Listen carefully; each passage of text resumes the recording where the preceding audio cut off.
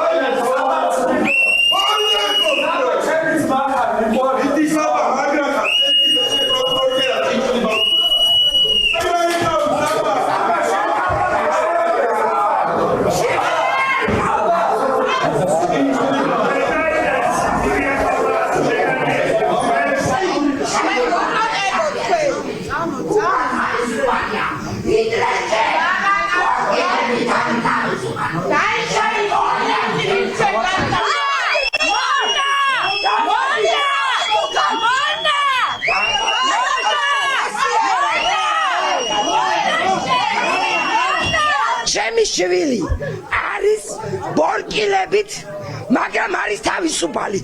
აი ესენი არიან ხელებგახსნილები და არიან მონები და დარჩებიან მონებად. აუცილებლად ბოლომდე ვიბრძოლებ, აუცილებლად ვაგებინებ პროკურორსაც და მოსამართლესაც პასუხს. ოღონდ ჩემთან დავწრებით. მოვა მაგის დრო, ალმათი აბუდაბუ, როგორც ზარქუას ჩაუტარდა, აი ესე ჩაუტარდება. მოსამართლე გაუხდება. მალე იქნება საბას ადგილად, მაგას ნახავი დამჯდარ და მაშინ მოვალ მაგათ გასამართლებაზე და მაშინ დაუკრავ ტავს მოსამართლეს. როცა ისინი ჩემი შვილის ვაგიბრად იქნებიან, იქ დამჯდარი. მალე იქნება ეს დღე, მალე. ჩვენი პოზიცია არის, რომ იყოფი მოქალაქეები იყვნენ აუცილებელი მოგერიების მდგომარეობაში, ეგრეთ წოდებული ტიტუშკისგან და არა პოლიციელისგან. ეს იყო ჩვენი მოსაზრება და წარუდგინეთ ეს მტკიცებულებები. სასამართლომ არ შეხედა ეკრანს.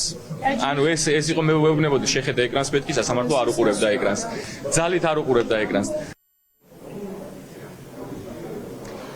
საბას ხვიტარიძე ცვლის, რომ ის არის პოლიტიკური პატიმარი და მისი სასამართლო პროცესებიც არის პოლიტიკური, ამ სიტყვებით მიმართა სწორედ მოსამართლეს და დეტალურად მოუყვა დაპირისპირების დღეს რა ხდებოდა, როგორ მივიდნენ ტანისამოში ჩაცმული პირები მოქალაქეებთან, როგორ პროვოცირებდნენ, როგორ აგინებდნენ და როგორ დაარტყა მირიან ქავთარაძემ ხელი ქალს და ამის შემდეგ მოდაიწყო დაპირისპირება. მან მიმართა პროკურორსაც, როგორ მოიმოქმედებდა ის, როდესაც მის თვალწინ ქალს დაარტყამდნენ, რა რეაქცია იქნებოდა და რა რეაგირება, თუმცა საბას ხვიტარიძე თვლიდა გადაწყვეტილების გამოტანამდეც, რომ სამართლიანი სასამართლოს იმედი დღეს არ უნდა ჰქონოდა. პოლიტიკური პატიმარება და ეს საქმეც პოლიტიკური ხასიათს აქვს ეს პროცესი.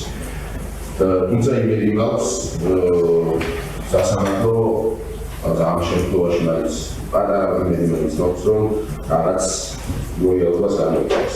მე დამაყავს იმის გამო, რომ ჩემთან მე და ჩემთან ერთად ყოფილ თავდადოსა ტიტუშკა და ეს არის პოლიციის და ყოფილის ტიტუშკა, რომელიც თავდადოსა, რომელიც არის საცნობი ნიშანი აქვს პოლიციის. ეს შეუძლებელი აფშენებურა იმადეკეთა როგორც აღნიშნეს იძალა თავზე გვაგინებდა და აგრესიით გამიჩნდა ჩვენი მიმართულებით. მე მოვიგებდი ის ამის გამო მე გამიგაცეს მე მაწამის დაყოფილება შეურჩე რის შემდეგაც ეს არიმარეს და კაცი რეჟიმის იზოლატორში გამოცეს და დამაბრალეს პოლიციაზე ძალა რაც არის სული აბსურდი. თუ ვინმე ამ საქმეში დამნაშავე ეს არის ის ტიტუშკა მირიან ქავთარაძე ვაფსები და ის მოძალადე პოლიციელები რომლებმაც ჩემზე იძალეს და ამ საქმეში მე დაზარალებულად მცნეს და აქამდე მაცეთ პოლიციელი არ გადაგავდი. დაკავო პროკურორი თქვენ როგორ მოიქცეოდით ჩემს ადგილზე თქვენ რომ თავს დასმოდნენ და თქვენთან ერთად მდგომი ხალხის სახეში დაერქვა საფრთხე შექმნიდა თქვენს მეგობრებს და თქვენ თავს დაუყენდით და არც არ მოიმოქმედებდი გაატარებდი თავგაზრდობას და გინებას აი ეს არის თქვენი სამართალი სამწუხარო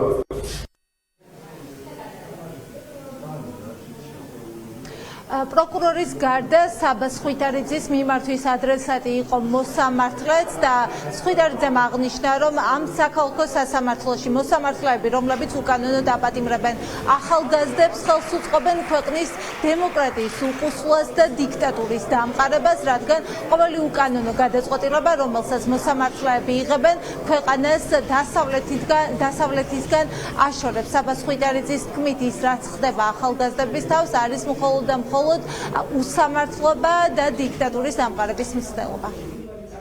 მე მაწამეს მაგრამ ვერ გავიქცეს. მე დამაყავს მე თავისუფლება ვერ დამაყავს.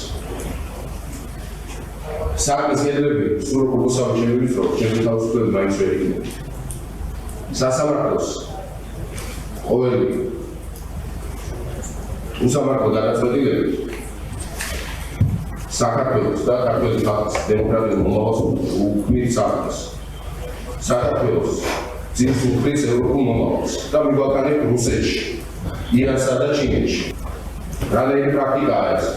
მე ვძობ რომ მართლები როგორ არის პროკურორი. ეს არის დიქტატურა. ეს არის უსამართლობა. მე არ ვიცი რას გიხდიან ან რით გაშინებენ. მაგრამ ეს ახალგაზრდების ცხოვრების დანგრევისთვის და უსამართლობის დაკანონებისთვის.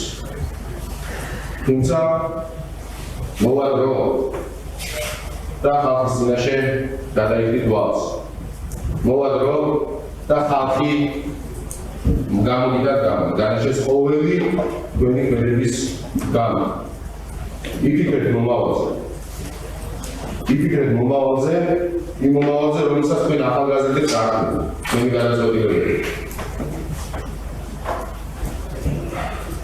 დღეს მე შეიძლება დამაყაროს, მაგრამ ყველას ვერ გავიგებთ. ქართველი ხალხი არ დათანხმს ევროპულ მომავალს. ქართველი ხალხი არ დაიჩოქებს პოლიციური რუსული რეჟიმის წინაშე.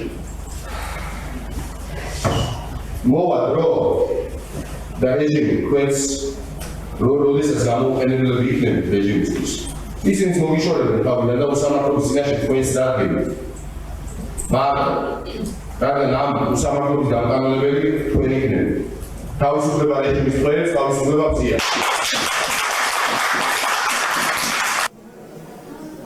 ამ ყველაფრის შემდეგ მოსამართლე ხუჯაძემ სააბას ხვიტარიძე პატიმრობაში დატოვა, არსებითი განხილვა 11 თებერვალს დაიწყება. მანამდე კი ხუჯაძემ მიიღო კიდევ ერთი გადაწყვეტილება სხდომის დახურვასთან დაკავშირებით, მოტივი იყო სიმშვიდის და სიწყნარის შენარჩუნება დარბაზში. ახლა ადვოკატები თვლიან, რომ შესაძლოა არსებითი განხილვის დროს პირველ სხდომაზე მოსამართლემ თან მოუწიოთ შუამდგომლობის დააყენება სხდომის გახსნასთან დაკავშირებით.